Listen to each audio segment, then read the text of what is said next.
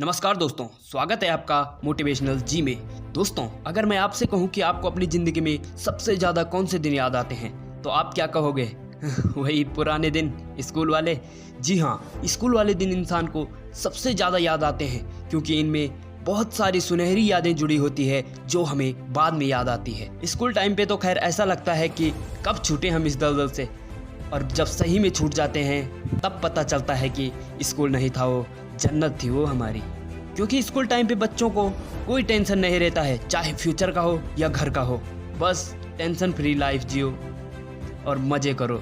और जैसे को जैसा दोस्त भी मिल जाता था, पढ़ाकू बच्चे को पढ़ाकू और शैतान और बदमाश बच्चे को बदमाश। और जो सबसे महत्वपूर्ण बात तो ये है कि स्कूल में हर बच्चा एक समान ही होता है, मतलब अमीरी और गरीबी से। अमीरी गरीबी का पता ही नहीं होता है, जबकि कॉलेज में ऐसा नहीं होता है।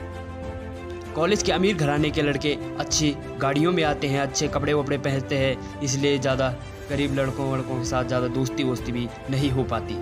खैर, हम तो कॉलेज कभी गए नहीं। और फिर दुनिया भर का टेंशन, अपना फ्यूचर भी बनाना होता है, घर की परिस्थिति भी देखनी होती है।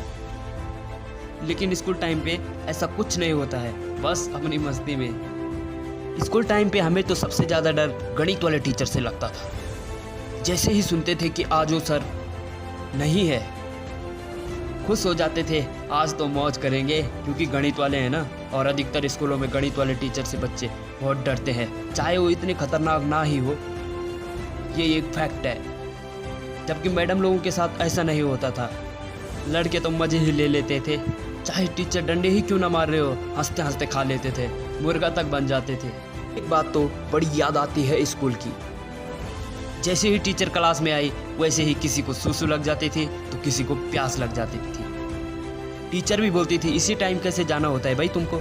हम भी बोल देते थे, अभी आई है तो अभी तो जाएंगे मैडम, नेचर कॉलिंग है, रोक तो सकते नहीं। और सूसू से वापस आने का सफ़र बहुत लंबा होता था। यहाँ तक कि टीचर चौक और डस्टर भी मंगाते थे तो 5-6 लड़के ऐसे भाग जाते थे जैसे कि ये मिल्खा सिंह का रिकॉर्ड तोड़ देंगे। और एक बात, टीचर जिन लड़कों को पकड़ने के लिए स्कूल से लड़के भेजते थे ना, वो तो भाई साहब किसी के साथ सुलह नहीं करते थे, चाहे वो अपना दोस्ती क्यों ना हो। सीधे बस पकड़ा और ले आए टीचर के पास कि लो टीचर, अब इसको डंडे मारो।